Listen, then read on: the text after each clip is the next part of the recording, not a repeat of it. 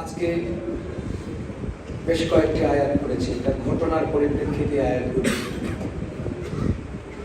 আগে ঘটনার পটভূমিটা একটু বলবো। বনি ইসরাইলে একজন ধনী লোক ছিলেন। ধনী মানে অনেক ধনী, অনেক টাকার মালিক। ওই লোকটার দুটা হালত আসছে। তার ধন সম্পদ ছিল, কোনো সন্তান ছিল না। দ্বিতীয়, তার ধন সম্পদ ছিল এবং একজন মেয়ে ছিল। তাহলে ধনী লোকটার হালত হলো দুটা। একটা হলো তার অঢেল সম্পদ ছিল কিন্তু সন্তান ছিল না। আরেক বর্ণনায় আসছে যে ওই ব্যক্তির অঢেল সম্পদ ছিল, সাথে একজন মেয়ে ছিল। এখন তার এই সম্পদগুলো পাবে কি? তার আত্মীয় স্বজনের মধ্যে শুধু তার ভাইয়ের ছেলে, ভাতিজা ছিল। লোকটা ছিল, তার ভাতিজা ছিল। ভাতিজার আবার দুই দাবি। এক, যদি লোকটার সম্পদ ছিল, সন্তান ছিল না, তো অটোমেটিকলি এই লোক মারা গেলে সম্পদের মালিক ভাতিজা হবে। দ্বিতীয় নম্বর, ওই লোকের সম্পদ ছিল, মেয়ে ছিল, সন্তান হিসেবে মেয়ে ছিল। আর ওই ভাতিজা সে তার মেয়েকে, তো তার চাচাতো বোনকে বিয়ে করে পরিপ্রেক্ষিতে চাচার মেয়ে ও সম্পদ দুটার মালিক হবে। এই প্রস্তাবনা নিয়ে সে তার চাচার কাছে আসলো। চাচা প্রস্তাবনা উপেক্ষা করলো যে মেয়ে বিয়ে দিবে না। এবার আমরা আবার মিলাই। লোকটা ছিলেন অঢেল সম্পদের মালিক, ধনী। মেয়ে ছিল, ভাতিজা ছিল। ভাতিজা মেয়ে বিয়ে করতে চেয়েছে, চাচা নিষেধ করেছে। ভাতিজা চেয়েছে যে মেয়ে এবং সম্পদ দুটার মালিক হবে। তৃতীয় নম্বর, সন্তান ছিল না, তো ভাতিজা অটো চাচা মারা গেলে যেহেতু আর কোনো ওয়ারিশ নেই, তো ভাতিজাই ওয়ারিশ হবে। সেই সূত্রে ভাতিজা ওয়ারাসত পাবে। এখন তার ভেতরে এক প্রচন্ড স্পৃহা তৈরি হলো, সে এই সম্পদগুলো কত তাড়াতাড়ি মালিক হবে। এই পরিপ্রেক্ষিতে সে একদিন তার চাচাকে মেরে ফেলল। কেন? মেরে সম্পদের মালিক হবে। ইসলামী শরীয়তের একটা বিধান মনে রাখবেন, মাওয়ানিউল ইরথ, ওয়ারিশ হওয়া, বঞ্চিত হওয়া, ওয়ারিশ থেকে, ওয়ারাসত থেকে বঞ্চিত হওয়ার চারটি কারণ। মানুষ চার কারণে ওয়ারিশ থেকে বঞ্চিত হয়। আমার ছেলে কিন্তু আমার ওয়ারাসত পাবে না, চার কারণে। আমার ছেলে কিন্তু আমার ওয়ারিশ পাবে না, সে কয় কারণে? চার কারণে। এর মধ্যে একটা কারণ সবচেয়ে বড়, আর বাকি তিনটা কারণ অত বড় না, সচরাচর পাওয়া যায় না। এক নম্বর হলো আর রিক মানে গোলাম হওয়া। বাবা স্বাধীন, ছেলে গোলাম। তাহলে যে গোলাম সে স্বাধীন বাবার সম্পদের মালিক হবে না। তাহলে এটা তো আমাদের দেশে নাই, এখন দুনিয়াতে এখন এটা পাওয়াই যায় না। তার রিক্কিয়ত আবার দুই প্রকার, ওয়াফিরান ও নাকিসান, মুকাম্মাল অথবা আংশিক, মুকাম্মাল পুরোপুরি গোলাম, অথবা ওই যে উম্মে ওয়ালাদ, মুদাব্বার, মুকাদ্দেব, এটা হলো কিছুদিনের জন্য গোলাম। এটা আমাদের সমাজে, আমাদের দেশে এখন নাই। দ্বিতীয় নম্বর হলো আল কাতল, কাতল হত্যা। হত্যার কারণে যাকে হত্যা করেছে, যে হত্যা করেছে, সে হত্যাকারী, হত্যাকৃত ব্যক্তির সম্পদের মালিক হবে না। এটা অটো ক্যান্সেল। এবার আপনি যদি বলেন যে আমার চাচারে মাইরে যদি সম্পদের মালিক হবো, তো মার্সেন যে এই কারণে আপনি বঞ্চিত হবেন, তো বহুত দূর কি বলা। বাবারে মাইরে আমি সম্পদের মালিক হবো, মেরে ফেলার কারণেই আপনি বঞ্চিত হয়ে গেছেন। আপনি তো সিস্টেমে আসলে ওয়ারিশ হইতেন, এখন সিস্টেম বহির্ভূত কর্মের কারণে আপনি ওয়ারাসত থেকে বঞ্চিত। কিয়ামত পর্যন্ত আপনাদের কেউ ওয়ারিশ দিবে না, এটা আল্লাহ নিষেধ করে দিয়েছে। কতল আবার 5 প্রকার। আমি এটা মোজাকারা করতেছি এই জন্য আপনাদের সামনে একটু হয়তো কানে পড়ে থাকুক না কথাটা, এটা আমাদের মাদ্রাসার ক্লাসের ছাত্রদের পড়াই, বড় বড় কিতাবে পড়ে। কতল 5 প্রকার। কতলে আমদ, শিবহুল আমদ, কতল খাতা, জারে মজরায় খাতা, কতল বিশুবহাত। কতলে আমদ মানে ইচ্ছাকৃত হত্যা করা। কতলে শিবে আমদ মানে ইচ্ছাকৃত না, কিন্তু ওই মনে করেন ডান্ডা দিয়ে মারি দিছে, এটা দিয়ে মানুষ সাধারণত মরে না, কিন্তু মরে গেছে। একটা লোক গুলি করছি, কোপায় দিছি, ছুরি দিয়ে কোপায় দিলে তো মানুষ মরে। তাহলে এটা দিয়ে যদি কেউ কাউকে মারে তো এটার নাম কতলে আমদ, ইচ্ছা করে কতল। আরেকটা হলো মনে করেন স্টাম্প দিয়ে মারি দিছে, মরার কথা না কিন্তু মরে গেছে, এটা হলো কতলে শিবে আমদ। মরার বা মারার যন্ত্র দিয়ে মারে নাই, মরে গেছে, কিন্তু মাইরটাই ইচ্ছা করে, মাইরটা ছিল ইচ্ছা করে, কিন্তু মাইরের যন্ত্র মরার মতো না, মরে গেছে। আরেকটা হলো খাতা, আরেকটা হলো জারে মাজরে খাতা, ভুলবশত হত্যা করা। মনে করেন আমি গুলি করতেছি, এটারে লেগে দিছি বেটার গাড়ি, পাখিরে মারতে গিয়া মানুষ মেরে লেছে। আরেকটা আছে জারে মাজরে খাতা, ওটাও এই পর্যায়ে লিখতে, একদিকে মারতে গিয়ে অন্যদিকে মেরে ফেলছি। আরেকটা আছে কতল বিশুবহাত। মনে করেন আমি একটা পুকুর খনন করছি, আমার পানির দরকারে, মানে আমার ছেলে ওখানে ধরে খেলতে খেলতে যায় মরে গেছে। আমার খননের কারণে, আমার পুকুরের কারণেই তো আপনার ছেলেটা মারা গেছে, কিন্তু আমি তো মারি নেই, আমি তো আমার দরকারে পুকুর খনন করছি। এই পর্যায়ে কারো মৃত্যু হওয়া, এই মোট 5টা। এই 5 প্রকারের মধ্যে এক প্রকার, যেটা হয়েছে আমি পুকুর খনন করার কারণে আমার এই খননকৃত পুকুরে আপনার ছেলে ডুবে মারা গেল, এই জাতীয় হত্যা বা এই জাতীয় কতলে কাজাও কেসাসও নাই, কাফারাও নেই, জরিমানাও নাই, শাস্তিও নেই।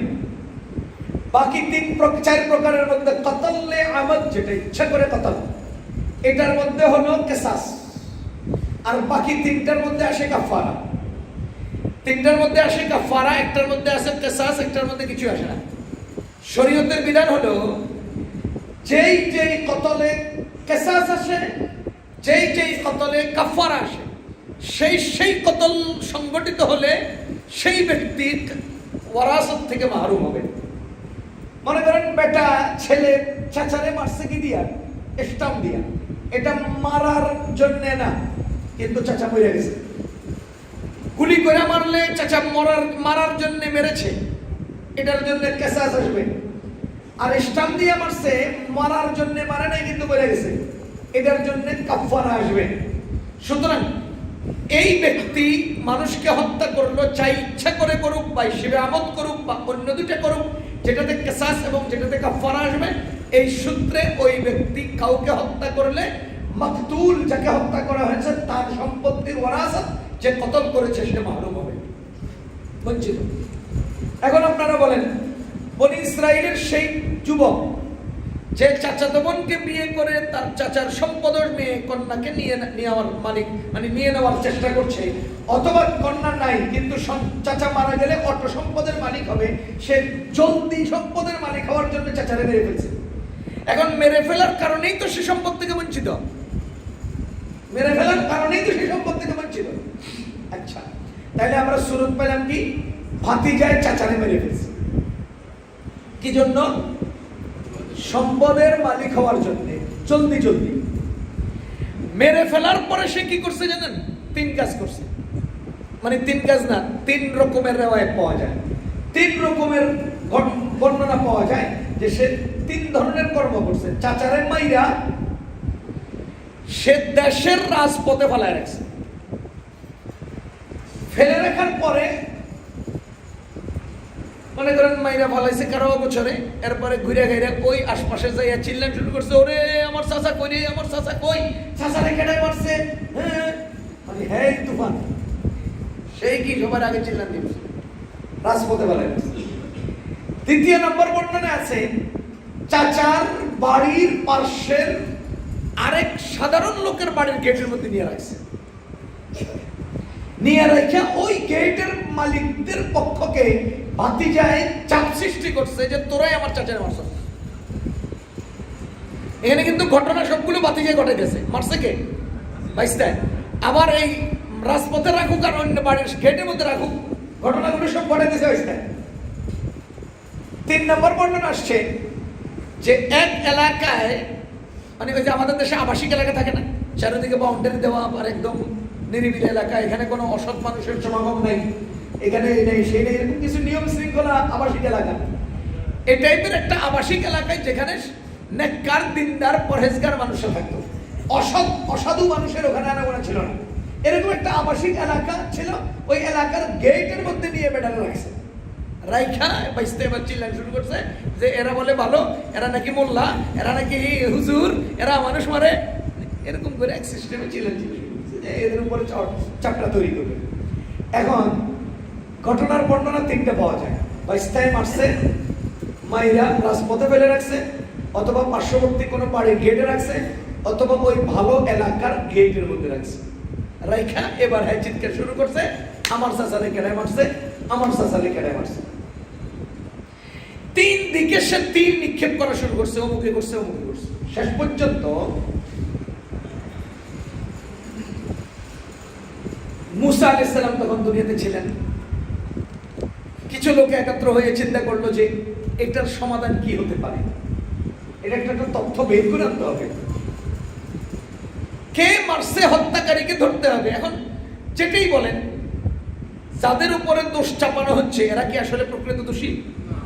এখন প্রকৃত দোষীদেরকে বের করা দরকার না? এলাকার সম্ভ্রান্ত কোটি কোটি কোটি কোটি কোটি কোটি টাকার মালিক, ইয়া বিশাল প্রভাব প্রতিপত্তিওয়ালা, এই লোকটা এমনি মরে যাবো, এটা হতেই পারে না, শাস্তি হতে হবে। আর শুধু মরে গেছে শাস্তি হতে হবে এরকম না, বরঞ্চ নির্দোষ মানুষের উপরে দোষ চাপাইয়া দিচ্ছে, তখন তাদেরকেও তো আরো বাঁচাইতে হবে, এরাও শাস্তি হতে হবে, হেগরেও তো বাঁচাইতে হবে। মানে পরিপ্রেক্ষিতে বিশাল একটা জরুরত এসে দেখা দিয়েছে। পরে সবাই পরামর্শ সাপেক্ষে মুসা আলাইহিস সালামের কাছে গেছে, যাইয়া বলতেছে আপনি তো আল্লাহর রাসূল, আপনি তো আল্লাহর রাসূল, আপনি তো আল্লাহর রাসূল, বুঝেন? হ্যাঁ, আমাদের দেশে আছে না, আপনি তো বড় বুজুর্গ কোন চাই। আমি যখন দেওবন্দ থেকে পড়ে আসছি, আমার এলাকায় একজন মুরব্বী আছেন, মুরব্বী মানে আমাদের চাচা হন, খুব বেশি মুরব্বী হয়ে যান নাই, উনি সাইকেল ঠিক করতেন। ওনার ছেলেরা 3 জন এখন খুব ভালো ভালো অবস্থানে, একজন পুলিশে চাকরি করে, একজন আনসারে চাকরি করে। সাইকেল ঠিক করতেন, সাইকেল ভাড়া দিতেন, আমরা ছোটবেলা ওনার থেকে সাইকেল নিয়ে নিয়ে চালাইতাম। আমি একদিন বাজার থেকে মাত্র ফারেক হয়ে আসছি, যে বছর বাজার থেকে সাইকেল চালায় আসতেছি, চাচাও আছেন আমিও আছি, 2 জনে একাত্রে গল্প করতে করতে আইতেছি। ঘটনার চক্রে ওনার সাইকেলটা ক্যাঁত ক্যাঁত করে আওয়াজ করতেছে, আওয়াজ করে। আমার কেউ কাকা আমার সাইকেলটা আওয়াজ করে কেন? আমি বললাম আপনি সারা জীবন সাইকেলের বিকালে করতে, আপনি আমার সাইকেল আওয়াজ করে কেন? এটাস করে আমার আপনি তাহলে কি এর মুফতি হয়েছেন যে আমার সাইকেলে আওয়াজ কিনলে করে বিকালে কি আজীব কথা। আপনি তো মুফতি হয়েছেন, কত সাইকেলে আওয়াজ কিনলে করে, মানে আমরা মাদ্রাসায় কিনলে পড়লাম, আলেম কিনলে গেলাম, আমরা আপনাকে সাইকেলের নষ্ট হইলে কারণে বুঝতে এটা মানুষ হয়তো মজা করে উনি কইছে। তো মুসা আলাইহিস সালামের কাছে কি বলে, আপনি তো রাসূল, আপনি তো নবী, আমাদের এই লোকটারে মারছে কেন? কোন সে এটা আবিষ্কার করে দেন, কে মারছে এটা আপনি বাইর করে দেন।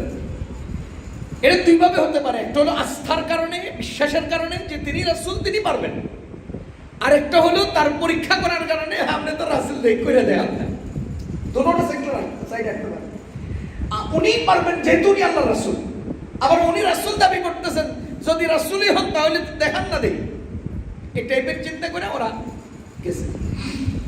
এবার আল্লাহ রাসূল মুসা আলাইহিস সালাম কি বলছেন দেখেন, আয়াতের অনুবাদ পড়লেই বুঝে ফেলবেন।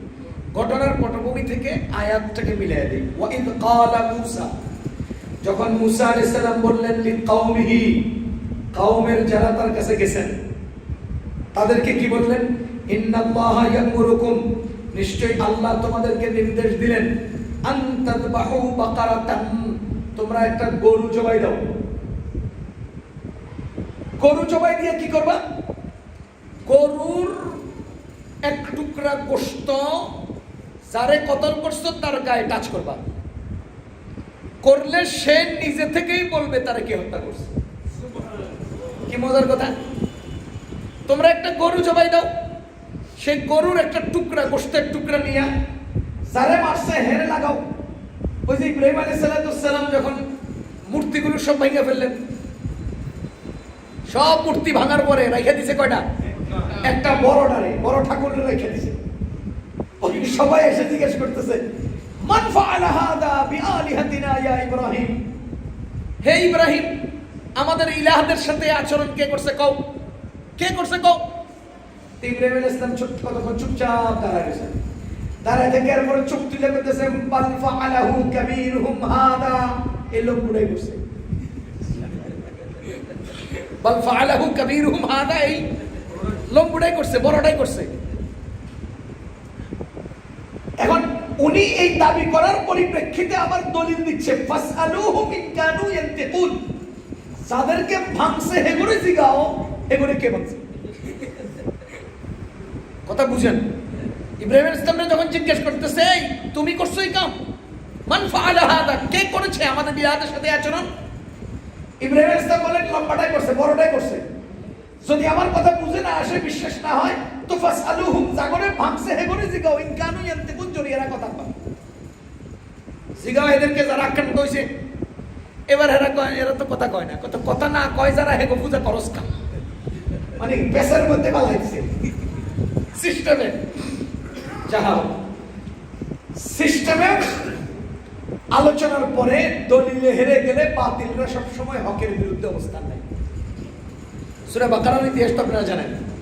নমরুদের কাছে যে বলতেছে যে আমার আল্লাহ যিনি মানুষকে মারেন, যিনি মানুষকে বাঁচান। তো নমরুদে করছে কি, জেলখানা থেকে দুইজন লোক বের করছে। একজনের কয় যা ছেড়ে দিলাম, আর একজনের কোপ দিয়ে মাইরা নিলাম। আনা ওহী আনা আমুত, আমি বাঁচাই আমি মারি, বাঁচাইলে আর মারলে যদি খোদা হয় তো আমি তো খোদা। ইব্রাহিম আলাইহিস সালাম কি বললেন? আমার রবে মারেন, আমার রব বাঁচান।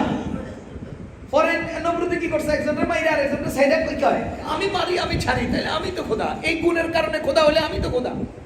জেলখানা থেকে দুজন বেরিয়েছে। পরে ইব্রাহিম আলাইহিস সালাম বলতেছে, ফাইনাল্লাহ ইয়াতি বিশামসি মিনাল মাশরিকি ফাতি বিহা মিনাল মাগরিবি, আমার আল্লাহ সূর্য পূর্ব আকাশ থেকে উঠায়, তুই পারলে পশ্চিম আকাশ থেকে উঠে। ফাবুইতাল্লাযী কাফার, আল্লাহ কয় নমরুদ এবার ঠান্ডা, পেছের মধ্যে ফলাইছে, সিস্টেমের মধ্যে ফলাইছে। যাও, যে আক্রান্ত তাকে জিজ্ঞেস করো তার সাথে আচরণ কে করেছে। ভাতিজা চিল্লান শুরু করছে, আমার চাচারে মাইরে লাইছে, কে মারছে? অমুক বাড়িওয়ালারা মারছে, কে মারছে? অমুক এলাকাওয়ালা মারছে, কে মারছে জানি না, হেরে যাত্রাবাড়ির চৌরাস্তার মধ্যে মাইরে থুয়ে গেছে না। চিল্লাইতেছে, আমি এটার আবিষ্কার চাই, আমি এটার বিচার চাই, বিচার চাই। শেখ হাসিনা যাওয়ার টাইমেও কয় আমার কি দোষ ছিল, আমি জাতির কাছে জানতে চাই আমি কি দোষ ছিল। কত বড় গর্ধব! গত 2000 বছরের মধ্যে তোর মতো দোষী দুনিয়া তার নাই, নাই। হ্যাঁ, আমার কি দোষ ছিল বুঝলেন নাই? সোরাবাতি যা মাইরা চাচারে, কামার চাচার বিচার চাই, আমার কি দোষ। পরে মুসা আলাইহিস সালাম বলেন, ইন্নাল্লাহা ইয়া'মুরুকুম আন তাযবাহু বাকারা, তোমরা একটা গরু জবাই করো, তোমরা একটা গরু জবাই করো। করে কি করব? গরুর গোশতের একটা টুকরো নিয়ে যারা মারছে এর গায়ের মধ্যে লাগাও। লাগাইলে কি হবো? তখন দেখবা হ্যাঁ নিজেই কবো হেরে কে মারছে।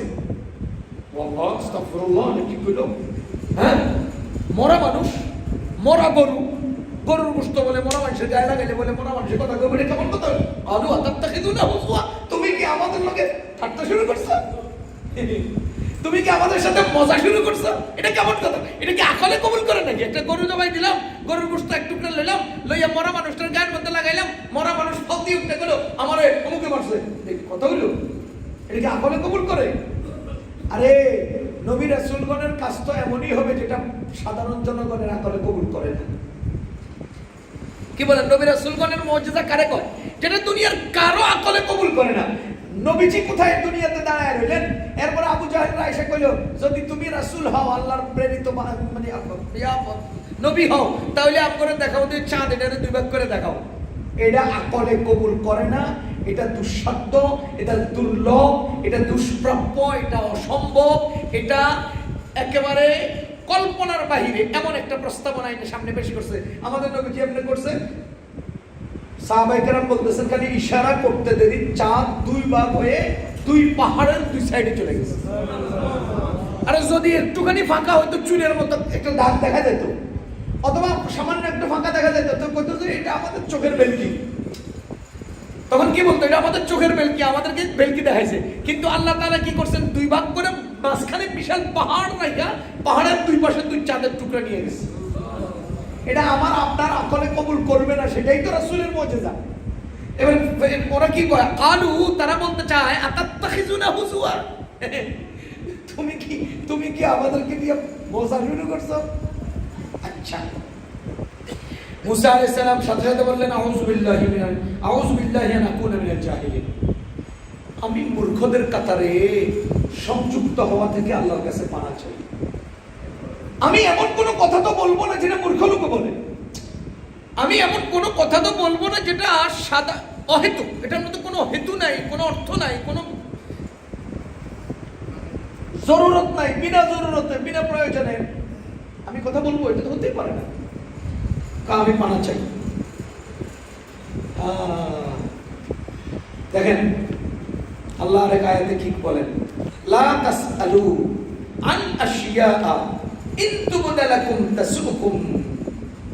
হে বান্দারা, তোমরা এমন পয়েন্টে প্রশ্ন করবা না যে পয়েন্টের উত্তর আসলে তোমাদের কাছে তোমাদের নিজেদের জন্য ক্ষতি হয়।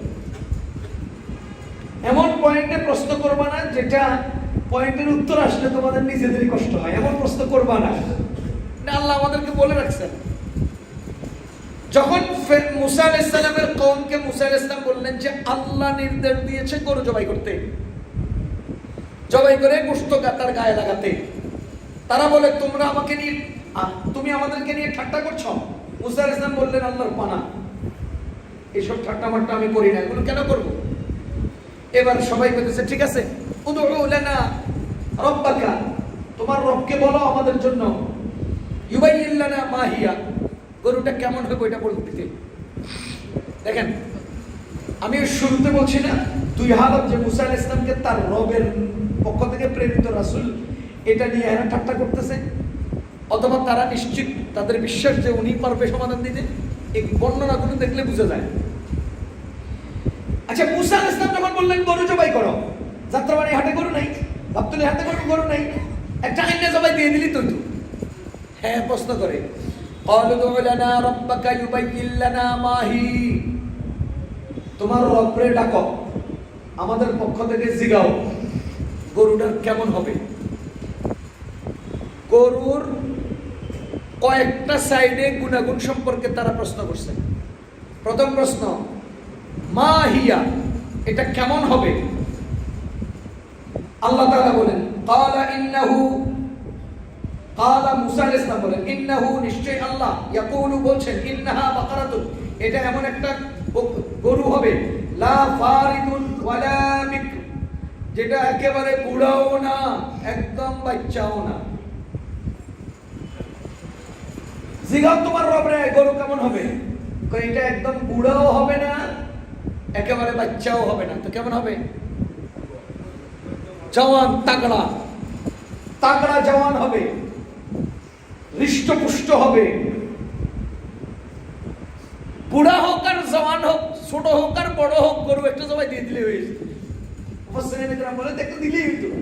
আল্লাহ তাআলা তো ইউরিদুল্লাহু বিকুমুল ইউসরা ওয়ালা ইউরিদু বিকুমুল উসরা, আল্লাহ বলেছেন না আমি তোমাদের সহজ চাই, কাঠিন্যতা চাই না।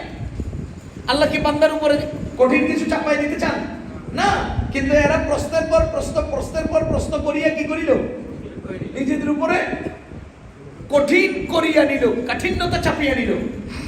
ক্বালা ইন্নাহু ইয়াকুলু ইন্নাহা বাকারাতুন লা ফারিদুন ওয়ালা বিকর, এমন গরু হবে যেই গরুটা না বুড়া না বাচ্চা, আওয়ানুম বাইনা যালিক, এই দুইয়ের মাঝামাঝি, হৃষ্টপুষ্ট, তাগড়া, তাজা। ফাফআলু মা তুমারুন, যাও তোমাদেরকে যেমন হুকুম করা হয়েছে তেমন করো। শেষ না অপশন? প্রথম প্রশ্নের জবাবে বুড়া হোক জওয়ান হোক, গরু হইলে মুতলাক গরুর জিনসে গরু হইলেই হতো। এখন প্রশ্নের দ্বারা কি দাঁড়াইলো? বুড়ো গরু চলবে না। কি দাঁড়ালো? শিশু গরু চলবে না। আওয়ানুম বাইনা যালিক, দুই এর মাঝে তাগড়া হতে হবে এবং জওয়ান হতে হবে, হৃষ্টপুষ্ট হতে হবে। ফাফআলু মা তুমারুন, যাও যা হুকুম করেছে তা করো। এই গাটতারাগুলো আবার কাটাইছে। ক্বালু উদউ লানা রাব্বাকা ইউবাইয়্যিন লানা মা লাউনুহা, তোমার রবের জিগাও গরুর কালার কেমন। চাপ বাড়াইতেছে না নিজেদের উপরে, শুধু বাড়াইতেছে চাপ। ক্বালু উদউ লানা রাব্বাকা, তোমার রবের জিজ্ঞেস করো আমাদের পক্ষ হয়ে। উদউ লানা রাব্বাকা, তোমার রবকে ডাকো, তোমার রবের জিগাও, লানা আমাদের হয়ে, মানে আমাদের জন্য। কি? মা লাউনুহা, তিনি যেন বলে দেন এটার রং কেমন হবে। এবার আল্লাহ বলেন ক্বালা ইন্নাহু ইয়াকুলু ইন্নাহা বাকারাতুন সাফরা, এটা এমন এক গরু হবে যে গরুর রং হবে হলুদ।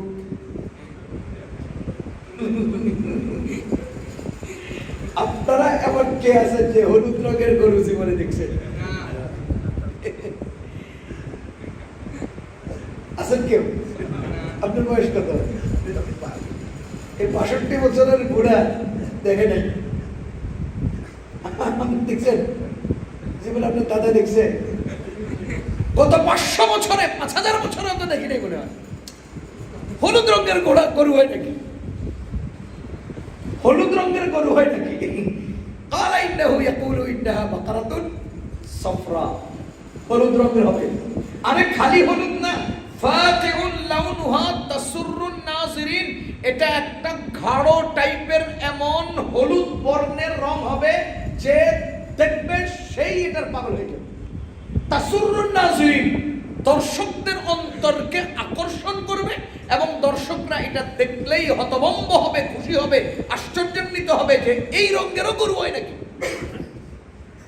এরকম গরু লাগবে। খালি জিগাও, হ্যাঁ, খালি প্রশ্ন বাড়াও, যাও। আচ্ছা, এরপরে এরা সন্তুষ্ট না, খুঁজতে খুঁজতে হয়রান হয়ে যাওয়ার কথা। কয় না, এরপরে প্রশ্ন ক্বালু উদউ লানা রাব্বাকা ইউবাইয়্যিন লানা মা হি, কয় গরুটা কেমন হবো আরেকটু বর্ণনা দিতে বলেন। আপনার রবরে বলেন যে এই গরুর বর্ণনাটা আরেকটু দিতে। আমার আল্লাহ বলেন ইন্নাল বাকারাতা শাবাহা আলাইনা, যদি বর্ণনা দেয় তারা বলে ইন্নাল বাকারা, নিশ্চয় গরু, তাশাবাহা আলাইনা।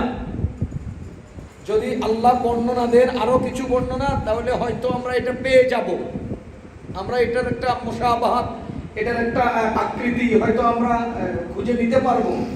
ওয়া ইন্না ইনশাআল্লাহু লামুহতাদুন, পরিপূর্ণ বর্ণনা দিলে আল্লাহ চাহে তো আমরা এটা খুঁজে নিতে পারবো। দেখেন, ইনশাআল্লাহ শব্দটা নিয়ে ঢুকেছে ওরা। এই ইনশাআল্লাহ ঢুকানোর কারণে তাদের রাস্তাটা সহজ হয়েছে। ইনশাআল্লাহটা ঢুকানোর কারণে তাদের কামটা কি হয়ে গেছে? সহজ হয়েছে। অথচ এতক্ষণ থেকে আমরা যে বর্ণনা পড়তেছি খালি কঠিনের দিকে যেতেছে, শুধু কঠিনের দিকে যেতেছে। দেখেন না, কোরআনে কারীমে আল্লাহ তাআলা কি বলছেন? সূরা কাহফ, রাসূল করিম সাল্লাল্লাহু আলাইহি ওয়াসাল্লামের কাছে এসে ইহুদিরা প্রশ্ন করছে। প্রশ্ন করার পরে রাসূল সাল্লাল্লাহু আলাইহি ওয়াসাল্লাম বলছেন আমি আগামীকাল এর উত্তর দেব। আপনারা দেখবেন কোরআন শরীফে বারবার আছে ওয়ায়াসআলুনাকা আনিশ শাহরিল হারাম, শাহরুল হারাম সম্পর্কে আপনাকে জিজ্ঞেস করবে। ওয়ায়াসআলুনাকা আনিল খামরি ওয়াল মাইসির, খামর মানে মদ এবং জুয়া সম্পর্কে আপনাকে জিজ্ঞেস করবে। ওয়ায়াসআলুনাকা আনিল মাহিদ, ঋতুবতী মহিলাদের সম্পর্কে আপনাকে জিজ্ঞেস করবে। ওয়ায়াসআলুনাকা আনির রূহ, রূহ সম্পর্কে আপনাকে জিজ্ঞেস করবে। মানে তারা জিজ্ঞেস করবে আপনাকে, বিভিন্ন বিষয় জিজ্ঞেস করবে।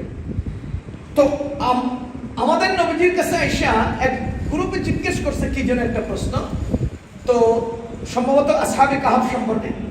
তো নবীজি সাল্লাল্লাহু আলাইহি ওয়াসাল্লাম বলছেন কালকে জানাবো, কালকে। এখন বলেন তো নবীজি বলার উৎস কই? নবীজি যা বলেন এটার উৎস কোথায়? আল্লাহর কাছে। এখন সবসময় নবীজি চাইলে আল্লাহ দেন, আল্লাহ বললেন নবীজি বলেন। ইন হুয়া ইল্লা ওয়াহয়ুন ইউহা, কোরআন বলে আমার রাসূল যা বলেন সব আল্লাহর পক্ষ থেকে ওহী আসলেই বলেন, নিজে থেকে কিছু বলেন না। এখন রাসূল সাল্লাল্লাহু আলাইহি ওয়াসাল্লাম কি বললেন? কালকে বলবো। আচ্ছা বলেন তো আপনি পাইবেন কই কালকে বলতে? আল্লাহর কাছে। তা আল্লাহর নাম লইলেন না যে ঘটনাটা বুঝেন নাই? আপনি যে উৎস থেকে আপনি তথ্য নিয়ে বলবেন, সেই উৎসের নাম নিলেন না, নিজে নিজে বলবেন বললেন, আল্লাহর পছন্দ হয়নি। আল্লাহর পছন্দ হয়নি। আল্লাহ তাআলা আয়াত নাযিল করেন, ওয়ালা তাকুলান্না লিশাইইন, বলবা না কখনো কোনো প্রসঙ্গে, ইন্নী ফাইলুন যালিক, নিশ্চয় আমি এটা করব গাদান, আগামীকাল, নিশ্চয় আমি এটা আগামীকাল করব, এই কথা কখনো বলবা না। কি বলবা? ইল্লা আইয়াশা আল্লাহ, তবে আল্লাহ যদি চান। তার মানে আগামীকাল করব, আগামীতে করব, এখন থেকে আগামীর যে কোনো মুহূর্তে কিছু করব, এটা বলতে সাথে অবশ্যই ইনশাআল্লাহ বলবো। কথা কি বুঝতেছেন? তার মানে আমরা অহরহ এই কথা বলি উইদাউট ইনশাআল্লাহ, বলি না ইনশাআল্লাহ। কালকে এটা করবো, আরে বিকালে তোমারে কালকে করবো, তোমারে এই করবো, তোমাকে সে করবো, অমুক করবো। আরে ভাই মুস্তাকবালের, ভবিষ্যতের যে কোনো ফেল, যে কোনো ক্রিয়া উপস্থাপনের ক্ষেত্রে ইনশাআল্লাহ বলা অভ্যাস করে ফেলেন, অভ্যাস করে ফেলেন। ওয়ালা তাকুলান্না লিশাইইন, সূরা কাহফের 23 নম্বর আয়াত, ওয়ালা তাকুলান্না লিশাইইন, তোমরা বলবা না এমন বিষয় যে ইন্নী ফাইলুন যালিকা, আমি এটা করব গাদান, আগামীকাল, এটা বলা যাবে না।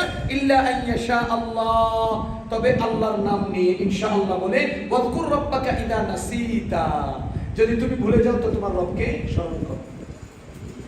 কি বলবো এরা? ওয়া ইন্না ইনশাআল্লাহু লামুহতাদুন, আমরা আশা করি আল্লাহ চাইলে আমরা এমন গরুর সন্ধান পেয়ে যাব। মুফাসসিরিনে কেরাম বলেন এই ইনশাআল্লাহটা কইয়া ওরা নিজেদের রাস্তা সহজ করে ফেলছে। এবার আল্লাহ বলতেছেন গরুটা কেমন হবে। ওই যে জিজ্ঞেস করছে ফাদউলনা রাব্বাকা ইউবাইয়িন লানা মা হিয়া, গরুটা কেমন হবে একটু বর্ণনা দাও।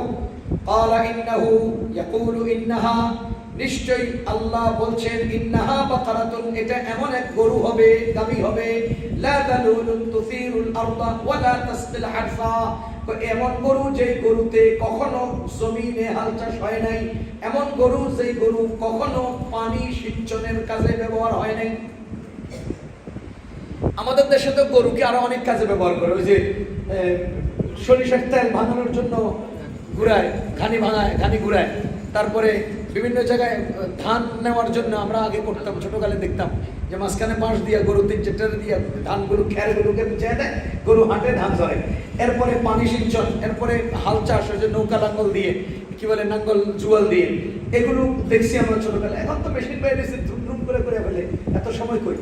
তো যাহা হোক, কি বলতেছে এমন গরু যেই গরু না খেতে চাষে ব্যবহার হয়েছে, না পানি উত্তোলনের, পানি সিঞ্চনের কাজে ব্যবহার হয়েছে। মনে করেন ড্রাম একটা পানির মধ্যে ভালো গরু দিয়ে টানাইলো, টানলে পরে আবার অনেক সময় এমন আছে যে তাল গাছ উল্টাইয়া সিট ছিড়াইয়া এরপরে এই পাশটারে নামায়, আবার উপর থেকে টান দিলে এই পাশে পানি উঠে যায়, নামে এভাবে টান দিলে পানি উঠে। এটি একটা পানি সিঞ্চনের। তো এটার যে শক্তিটা প্রয়োগ, এই শক্তিটা মানুষ পারে না, অনেক সময় গরু ব্যবহার করতো।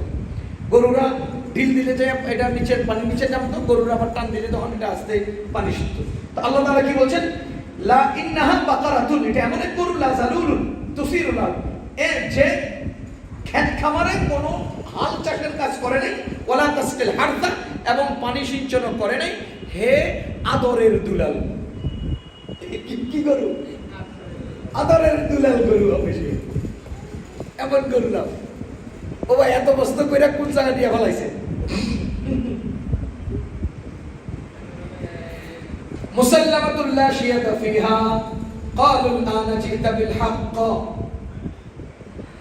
এবার তারা বলতেছে এতক্ষণে তুমি পরিপূর্ণ বর্ণনা নিয়ে আসছো। শুরুর প্রশ্নের জবাব কি ছিল? বুড়াও না বাচ্চাও না। দ্বিতীয় প্রশ্নের জবাব কি ছিল? হলুদ বর্ণের, এবং হলুদ যে শুধু মানে লাইট হলুদ না, গাঢ় হলুদ। গাঢ় হলুদ হবে, আর যেটাকে দেখলেই মানুষের কলিজা ঠান্ডা হবে, তাসরুন নাজরিন, দেখলেই খুশি হবে, এরকম সুন্দর। এরপরে প্রশ্নের জবাব কি? হ্যাঁ কোনো হাল চাষে ব্যবহার হয় নাই, হ্যাঁ কোনো পানি সিঞ্চনের কাজে ব্যবহার হয় নাই, হ্যাঁ আদরের দুলাল। আচ্ছা এবার আপনারা বলেন, একটু একটু চিন্তা করলে বুঝতে হবে, যে গরুটা হলুদ বর্ণের এবং গাঢ় হলুদ, যেই গরুটা দেখলে কলিজা ঠান্ডা হয়, সেই গরু দিয়ে কি কেউ হাল চাষ করতে পারে? করার কথা না। এটা তো মানে হলুদ, এটা তো জাদু করে থাকার জিনিস, এটারে তো আলাদা গ্লাস কইরা এটারে মানে দর্শনীয় করে রাখার জিনিস, এমন এক আনকমন শাই। এরপরে তালাশ শুরু করলো। কিতাবের মধ্যে আসছে সারা দুনিয়া খুঁজা এক বেটার কাছে এটা পাইছে। আজীব ব্যাপার হলো, সেই লোকে খবর পেয়ে গেছে যে এরা প্রশ্নের পর প্রশ্ন কইরা এই টাইপের গরু ছাড়া আর কোন গরুর বাহিরে যাওয়ার সুযোগ নাই, সুতরাং এই টাইপের গরু আমার কাছে ছাড়া কারো কাছে নাই। বেটা বুঝে গেছে। আবার আরেক মজার ব্যাপার হলো, ওই বেটার ছেলে নাই, যা আছে কয়েকটা মেয়ে আছে, এখন এই বেটার টাকাও দরকার, বুঝলেন? আল্লাহ তাআলা ওই লোকের সাহায্য করার জন্য তাকে এই জিনিসটা আগে থেকে দিয়ে রাখছে। ওই ঘটনা ঘটাইছে, এই পরিস্থিতি তৈরি করছে, সবাই হের কাছে আনছে। হ্যাঁ কয়, আমার গরু ছিলার পর গরুতে যে চামড়া হবে, এই চামড়ার ওজন যদ্দূর হবে, অবিকল তদ্দূর ওজন স্বর্ণ দিলে আমি গরু বেচবো।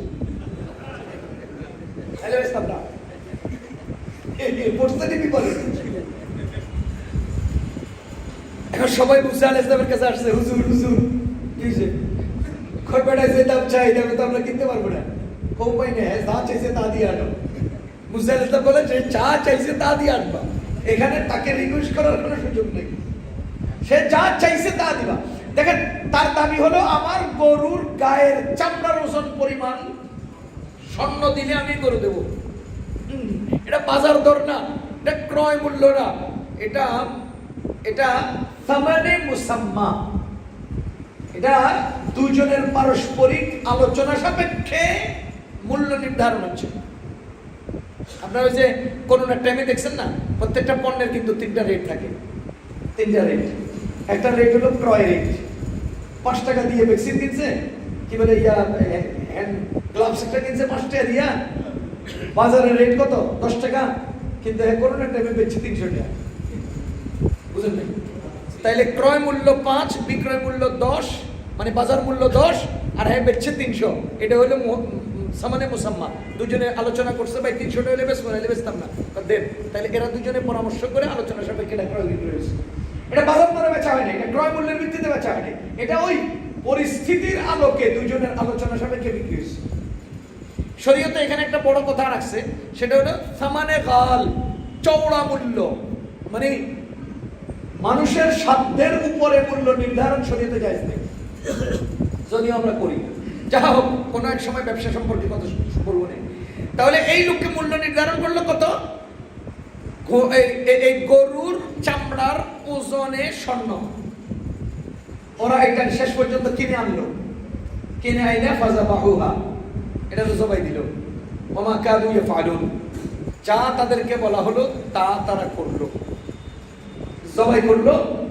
জবাই করে ওর গায়ের থেকে একটু গোশত নিল, নিয়ে ওই যাকে হত্যা করছে তার গায়ের সাথে একটু টাচ করলো, সেই বেটা মরা অবস্থায় সেখান থেকে ফাল দিয়ে উঠলো, উঠতে কইল আমার বাইস্তায় আমার মারছে, আমার বাইস্তায় আমার মারছে, কই আবার টাস করে পড়ে আগের মতো হয়ে গেল।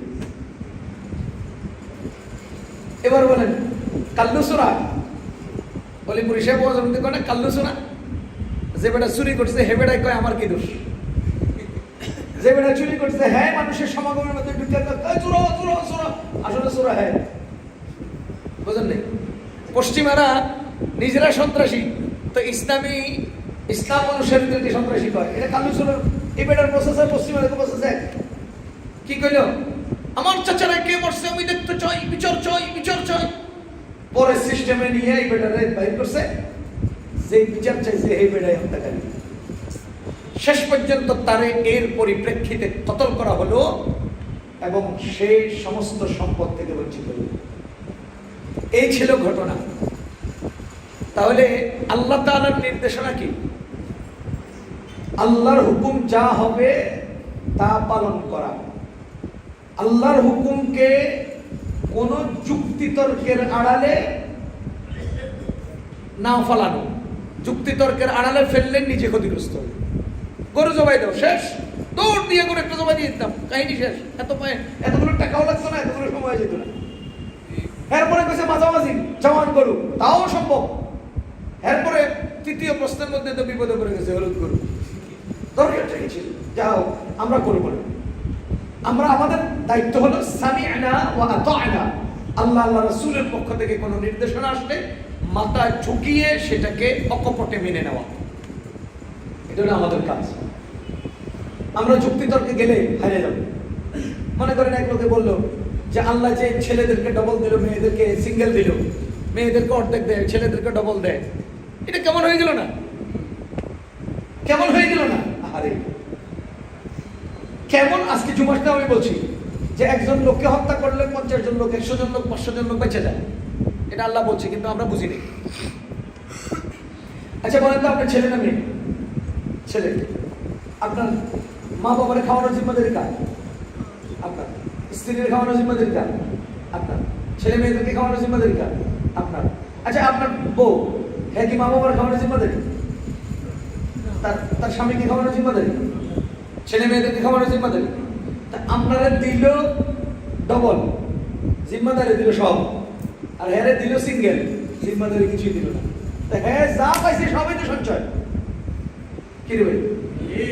এরপরে কোরআন শরীফ খোলেন, সূরা নিসা এর মধ্যে বর্ণনা আছে, মানুষ মারা যাওয়ার পরে যে সম্পদ পায়, এই সম্পদ কোরআনে বর্ণিত ব্যক্তি হলো 12 জন। সম্পদ যারা পাবে এর মধ্যে কোরআনে বর্ণিত ব্যক্তি কয়জন? এদেরকে বলা হয় জবিল ফুরুজ, আসহাবুল ফারাইজ। আল্লাহ প্রদত্ত নির্ধারিত অংশ যাদের জন্য বরাদ্দ, তাদেরকে বলা হয় আসহাবুল ফারাইজ, এদেরকে দেওয়া ফরজ। এরকম 12 জন, এর মধ্যে পুরুষ 4 জন, মহিলা 8 জন। এবার কোন পরিমাণে আপনারা দিছিল সব অর্ধেক, মহিলারা দিছে অর্ধেক, পুরুষরা দিছে ডবল, কিন্তু সংখ্যায় পুরুষ হলো অর্ধেক, মহিলা হলো ডবল। এটা দেখলেন না? কোরআনে বর্ণিত ওয়ারাসাত পায় কয় গ্রুপ? কয়জন? 12 জন। মহিলা কয়জন? 8 জন। পুরুষ কয়জন?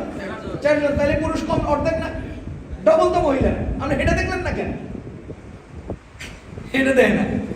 আচ্ছা আপনি বলেন, মহিলা মারা গেলে কাফন করেন, কাফন দেন, কয় না? দেন না? পুরুষ মারা গেলে কাফন লাগান, পুরুষের কাফন কয়টা? মহিলার। তাই তো মহিলাও বেশি নিল, মহিলা বেশি নিল। হ্যাঁ, তো মারা যাওয়ার পরেও তো ভাই বেশি নিল। আমরা কি করলাম? কি করলাম? ঈদের সময় এখন আমরা কাপড় চোপড় বানাইতে যাবো, মেয়েদের ছেলেদের কাপড় কিনতে, বিবিটা আমারটা কই? ছেলেরাও শিখায় নেই, মেয়েরাও শিখায় নেই, বউও শিখায় নেই, আপনারটা কই?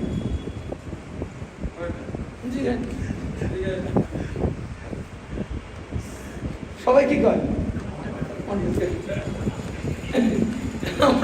আমরা করবার, কেউ শিখায় না আপনারটা কই? আল্লাহ। আমি ওই দিন চিড়িয়াঘর গেছি 3-4 দিন আগে, বললাম ঈদ যত কাছে গেছে মহিলাদের আনাগোনা তত বাড়তেছে, ঢুকাই কঠিন হয়ে যাবো। একটু যাইয়া তাড়াতাড়ি বলা মানিলা যা আছে কিনে কিনে লয়ে, এখনই যে অবস্থা ভাই বোঝা না। যাই হোক, আল্লাহ হেফাজত করুন। আমরা চেষ্টা করব আল্লাহর পক্ষ থেকে যা নির্ধারিত আছে তাকেই আমাদের করে মেনে নিতে। একজন বুজুর্গ ছিলেন মারুফ কালকি রহমতুল্লাহ আলাইহি, সম্ভবত উনি বলেন যে আল্লাহ আমার ইচ্ছার বিরুদ্ধে কোনো কামই করে না। আজীব কথা, আল্লাহ যা করে আমার ইচ্ছা অনুপাতে করে। এটা কেমন কথা? আল্লাহ আপনি জিজ্ঞে জিজ্ঞে করেন না, আল্লাহ যা করে আমি এটা আমার ইচ্ছা বানাই দিয়েছি, আমার কষ্ট হয় না। আল্লাহ যা করে না আমার ইচ্ছা, সুতরাং আমার ইচ্ছার বাইরে আল্লাহ কিছু করেন না। তো ভাই আল্লাহ যা করেন এটাই আমাদের, আল্লাহ হক, আল্লাহ সব ফয়সালা হক। এটা আমাদের জেহেনে যদি বানাই নিতে পারি আমাদের জন্য সহজ। তো আজকের আলোচনা থেকে আমরা বুঝলাম যে আল্লাহ তাআলার পক্ষ থেকে নির্দেশিত কোনো বিধান সম্পর্কে আমাদের যুক্তি তর্কের পেছনে পড়ার সুযোগ। সুবহানাল্লাহি ওয়া বিহামদিহি, সুবহানাকাল্লাহুম্মা